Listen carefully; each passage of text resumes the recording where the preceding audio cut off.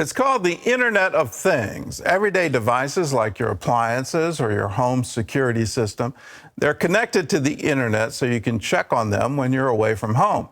Yet some of those devices can include important personal information. And as Mark Martin reports, that can be a hacker's dream. Up in the top, you have a representation of the actual thermostat. It has your current temperature on it, and it also has your target temperature on it. Bob Womack can control his home thermostat remotely through his phone. The thermostat is a part of the Internet of Things, or IoT. At work, I can get a call from my wife and say, can you look into this, or can you change the temperature or whatever. But it also has an ability to schedule when your heat is going to go on and when it's going to turn off. The Internet of Things is something that everybody deals with every day. So it could be a chip in your refrigerator. It is anything that's convenient in your house, like security system, the cameras that you have at your door, any of these types of devices that you've installed on your house, smart light bulbs, those are all part of the Internet of Things. From HVAC systems to kitchen appliances to garage door openers, the Internet of Things is widespread. According to one estimate, there are more than 20 billion IoT devices around the world.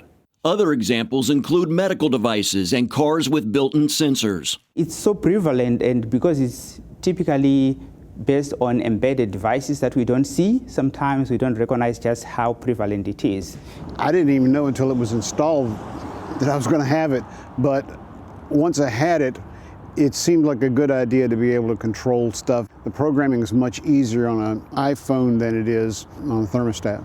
Karen Evans of the Cyber Readiness Institute warns, however, that users need to be cautious when it comes to convenience.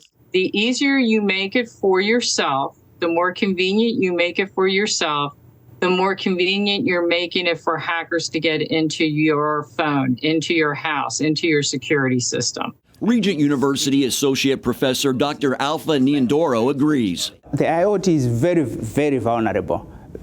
The reason being that usually these devices were never meant to be on the internet in the first place. So having internet capability is an add-on, a retrofit. As a result, they do not have the normal controls that would have on a traditional computer like your laptop. They are limited because of that. As a result, it's easy for hackers to get in and cause damage. And once they get in, the danger can multiply as hackers can target the device that provides the most access. You can imagine if someone were to get in to the meter and then get the database that houses all the records of the people in a locality and so on. By some extension, they can end up getting people's social security numbers and the like. So all of them really need to be looked into. So how do you protect yourself? Evans emphasizes password protection, including changing default passwords. Any of these devices, anything that you buy, any small business, that you change the passwords and that you manage these passwords. Other tips include keeping the software updated, making sure you're cyber ready, like being on the lookout for phony emails, and knowing what Internet of Things devices you actually have. Womack says having an IoT thermostat did make him leery of hackers, but he believes it's worth the risk if you're on the defensive. So far, I haven't had any kind of attack. I've got double protection, password protection, and encryption. And my router is protected by an encryption system, too. Mark Martin, CBN News, Virginia Beach. Well, these devices certainly make it more convenient, and when you have devices where you can regulate your home temperature when you're far away, it sounds wonderful, but we need to make sure that we're protected. And part of that is making sure your passwords aren't easy to guess, and passwords that have password protection written all over them, that it's not easily discoverable.